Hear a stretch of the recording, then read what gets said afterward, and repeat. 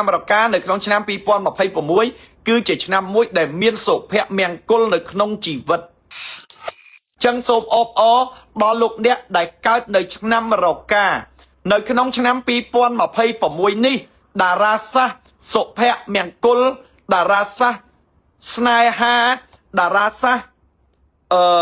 ភាពសុខដុមរមនាផ្លូវចិត្តផ្លូវកាយនឹងរះចំលោកអ្នកដែលកើតនៅឆ្នាំរកាអញ្ចឹងលោកអ្នកដែលកើតឆ្នាំរកានៅក្នុងឆ្នាំ2026គឺជាឆ្នាំមួយដែលមានសុភមង្គលនៅក្នុងជីវិតពីព្រោះតាអ្នកដែលកើតឆ្នាំរកាបងប្អូនដឹងខ្លួនឯងហើយណាអ្នកដែលកើតឆ្នាំរកាដឹងហើយមកជីវិតរឿងសុភមង្គលនឹងសុំចាញ់គេហើយអត់ដែលឈ្នះគេដូចម៉េចព្រោះវាមិនដែលមានសេចក្តីសុខព្រោះវាមិនដែលមានអ្នកយល់ចិត្តព្រោះវាមិនដែលមានអ្នកមកគិតព្រោះវាមិនដែលមានអ្នកមកខ្វល់ព្រោះវាមិនដែលមានអ្នកមកដឹងអំពីសុខទុក្ខរបស់យើងទេចឹងអ្នកដែលកើតឆ្នាំរកាហ្នឹងមកជីវិតរឿងសុភមង្គលនឹងចាញ់គេហើយប៉ុន្តែមិនថ្មីទេអ្នកឆ្នាំរកាអ្នកដែលកើតឆ្នាំរកានៅក្នុងឆ្នាំ2026នេះផ្កាយសុភមង្គលផ្កាយសំណាងផ្កាយហេងបានរះមកចំឆ្នាំរបស់លោកអ្នកហើយចឹងអ្នកដែលកើតឆ្នាំរកាសុភមង្គលភាពសុខដុមរមនានឹងគឺបានចូលមកហើយនៅឆ្នាំ2026ចឹងអ្នកដែលកើតឆ្នាំរកាសូមបងប្អូនខមមិននៅលេខសំណាងគឺលេខ789អ្នកដែលកើតឆ្នាំរកាឃើញវីដេអូនេះខមមិនលេខ789នៅក្នុងឆ្នាំ2026នេះអ្នកដែលកើតឆ្នាំរកាគឺនឹងមានសុភមង្គលនៅក្នុងជីវិតហើយជាការចាប់ផ្ដើមអញ្ចឹងអ្នកណាខ្លះដែលមិនទាន់មានគូដែលនៅម្នាក់ឯងឯកោកំសត់ខ្លះអ្នកយល់ចិត្តមិនយល់ចិត្តគឺរកាដល់ពេលដែលមានអ្នកមកថ្នមបេះដូងរកឃើញគូពិតដែរនៅក្នុងឆ្នាំ2026នេះអញ្ចឹងនៅក្នុងឆ្នាំ2026នេះរកានឹងមានលៀបនឹងមានសំណាងនឹងមានសុភមង្គលអញ្ចឹងអ្នកដែលមិនទាន់មានគូអ្នកដែលមិនទាន់មានគ្នាគឺនឹងដល់គូដល់ពេលវេលាដែលមានគូរកអ្នកយល់ចិត្តឃើញធ្វើឲ្យគេនឹងមកនាំសេចក្តីសុខសេចក្តីចម្រើនដាក់យើងហើយបើអ្នកដែលមានគូហើយមានគ្រួសារហើយមិនសូវមានសុខសុភមង្គលមិនសូវមានសេចក្តីសុខគឺក៏នឹងប្រែคล้ายដូចទេវតាជប់អញ្ចឹងคล้ายទៅជាមនុស្សដែលមានសុភមង្គលមានអ្នកយល់ចិត្តហើយអ្នកដែលចង់មានកម្រងអញហើយនៅកំមុំចាស់យូរណាស់នៅមេម៉ាយយូរណាស់ចង់បានប្តីអាទៅផុតមកផុតក៏នឹងคล้ายទៅជាភាពល្អមានលៀបមានជ័យមកវិញអញ្ចឹងអ្នកដែលកើតឆ្នាំរកាជួបតែស្នេហាមិនពេញចិត្តជួបតែស្នេហាក្បត់ចិត្តឥឡូវនេះគឺប្រែคล้ายទៅជាភាពល្អប្រសើរមកវិញនៅក្នុងឆ្នាំ2026ដោយសារតែផ្កាយសំណាងបានរះចំឆ្នាំរបស់យើងដែលជាឆ្នាំនឹងនាំមកនៅភាពសុភមង្គលភាពសុខដុមរមនាអញ្ចឹងបងប្អូនដែលកើតនៅឆ្នាំរកាទាំងអស់យើងនឹងមានសុភមង្គលខ្លាំងនៅក្នុងឆ្នាំ2026ខាងមុខនេះហើយលែងឯកោទៀតហើយលែងកំសត់ហើយលែងជួបប្រុសបោកហើយលែងជួបស្នេហាមិនដូចបំណងហើយលែងជួបអ្នកដែលក្បត់ទំនុកចិត្តយើងបន្តទៅទៀតហើយអ្នកដែលកើតឆ្នាំរកានេះមករយៈចុងក្រោយនេះបាក់ទឹកចិត្តមិនមានជំនឿជឿជាក់លើខ្លួនឯងទេមិនគិតអំពីសុខទុក្ខខ្លួនឯងទេអញ្ចឹងអ្នកដែលកើតឆ្នាំរកាបើចង់ឲ្យខ្លួនឯងមានជំនឿជឿជាក់ធ្វើឲ្យខ្លួនឯងអង់អាចធ្វើឲ្យខ្លួនឯងអស្ចារ្យធ្វើឲ្យខ្លួនឯងចរិតស្រីស្អាតធ្វើឲ្យអ្នកដែលនៅជុំវិញខ្លួនយើងនឹងបាក់បោកខ្លោចខ្លាចយើងឈប់រិះគន់យើងឈប់និយាយដើមយើងឈប់ចំណែនយើងប្រុសឈ្មោលចូលមកស្រឡាញ់យើងដាក់ជាប់អញនិយាយកិច្ចការទៅកាន់អ្នកណាមួយឲ្យគេស្ដាប់ឲ្យគេខ្លាចបងប្អូនណាពាក់ខ្សែដៃម្ចាស់ក្សត្រីខ្សែដៃម្ចាស់ក្សត្រីឬក៏ខ្សែដៃបន្តោងកញ្ជ្រោងនេះបងប្អូនខ្ញុំដាក់ខ្សែដៃម្ចាស់ក្សត្រីនេះជូនដល់លោកអ្នកដោយសារអីកញ្ជ្រោងនេះគឺធ្វើអំពីត្បូងធម្មជាតិប្រទេសភូមាដែលជាត្បូងមានមហិទ្ធិឫទ្ធិដែលនាំឲ្យយើងពាក់ទៅត្រជាក់ត្រជុំធ្វើឲ្យចិត្តយើងត្រជាក់ព្រោះអ្នកកើតឆ្នាំរកាសិតកម្ពូលចិត្តក្តៅនិយាយរួមឆ្នះហើយនឹងកាចកាលណាពាក់ទៅធ្វើឲ្យយើងចិត្តត្រជាក់ធ្វើឲ្យយើងលែងពិបាកចិត្តធ្វើឲ្យយើងលែងគិតច្រើនហើយខ្សែនេះគឺជាខ្សែ5ធាតុនេះដោយអ្នកកើតឆ្នាំរកាទៅពាក់កាត់ឆុងលើករាសីហើយហេតុតែមកខ្ញុំធ្វើពណ៌ខៀវតំណាងឲ្យធាតុ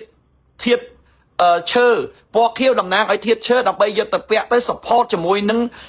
តារាសាស្ត្រ2026ភ្លើងមកជាមួយទឹកកាលណាដាក់ធាតុឈើចូលដាក់ចូលដោះឡើងរកស៊ីមានបានអញ្ចឹងអ្នកកើតឆ្នាំរកាមានសុភមង្គលហើយហេងហើយចង់ឲ្យមានដេកជះចង់ឲ្យឈ្នះចង់ឲ្យចិត្តត្រជាក់ជាវខ្សែដៃកញ្ជ្រោងផ្ទុះលៀបទៅបងប្អូននឹងហេងបងប្អូននឹងមានលៀបមានជ័យហូរចូលហើយជាវខ្សែដៃកញ្ជ្រោងនេះឲ្យខ្ញុំថែមយន់ យន់នេះគេហៅយន់បិទទូរស័ព្ទគេហៅ sticker lucky នាំសំណាងបិទទៅកាត់ឆុងលើករាសីចឹងអ្នកកើតឆ្នាំម្កាជាវខ្សែដៃម្ចាស់ស្ត្រីយកទៅពាក់ឲ្យលែងខ្វល់មានអាណាទាំងអស់បើនិយាយពីប្រុសតម្រង់ជួគ្នាតាមស្រឡាញ់បើនិយាយពី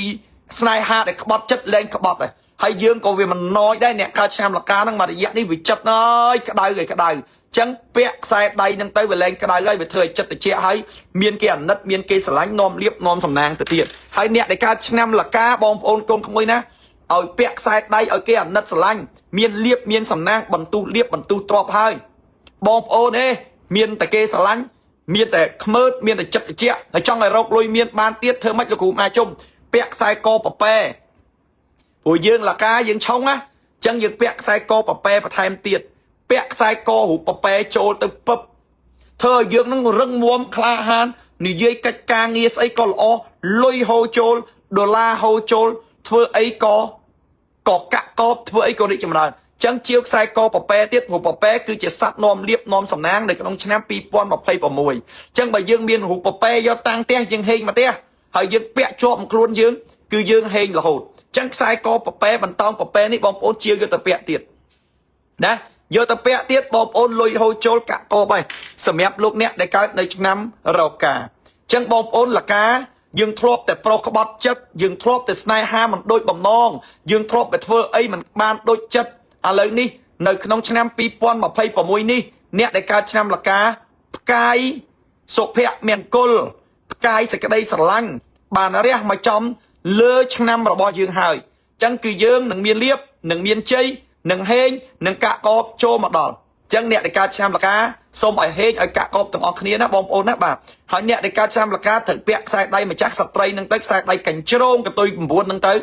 ហើយត្រូវពាក់ខ្សែកប៉ប៉ែនឹងទៅគឺផ្ទូលៀបហេងហើយបើចង់បានឆាតចូលពេក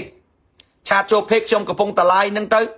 បាទប្រយ័ត្នចំពេកបោកណាពេកបោកវាធ្វើពេកដាក់លោកគ្រូមហាជុំដែរប៉ុន្តែលោកគ្រូវាមានរោហើយវា lock profile ទៀតអានឹងបោកហើយបើពេកខ្ញុំកំពុងឡាយអត់មានបោកពីណាទេចូលទៅមើលផងមុនឆាតឃើញណាវីដេអូគេឡាយរាល់ថ្ងៃបាទអាអ្នកបោកវាអត់ចេះឡាយទេហើយតាក់តងលេខ Telegram ណា07គុត29 29 38 099 40គុត86 37 07គុត29 29 38 099 40គុត86 37តាក់តងតាមនឹងទៅហើយប្រយ័ត្នសុកមានអ្នកឆាតទៅជម្រាបសួរបងខ្ញុំលោកគ្រូមហាខាងក្រុមការងារលោកគ្រូមហាជុំបងត្រូវវេលុយឲ្យខ្ញុំមុនខ្ញុំត្រូវឲ្យលោកគ្រូប្រសិទ្ធិអានឹងបោកក្រុមការងារខ្ញុំមិនដែរឆាតទៅអ្នកណាមុនទេមានតែខាងបងប្អូនឆាតមករកយើងហើយបើឆាតទៅអត់តបចាំតិចទៀតគេតបព្រោះអ្នកឆាតនឹងចង់1000អ្នកឲ្យមួយនាទីលោតឯងចង់ផ្ទុះហើយបាទអញ្ចឹងតាក់តងក៏ទៅតាមនឹងទៅឥឡូវអ្នកដែលកើតឆ្នាំរកាឃើញវីដេអូនេះហើយខមមិនលេខ789ដល់គូហើយមានសុភមង្គលហើយហេងហើយកាក់កបហើយចាប់ពីឆ្នាំ2026នឹងទៅសบายចិត្តរីករាយណាកុំឲ្យកើតទុកបំបាក់វេទនាអភ័ព្វគូតទៅទៀតបាទអញ្ចឹងសូមជំរាបជូនប៉ុណ្ណឹង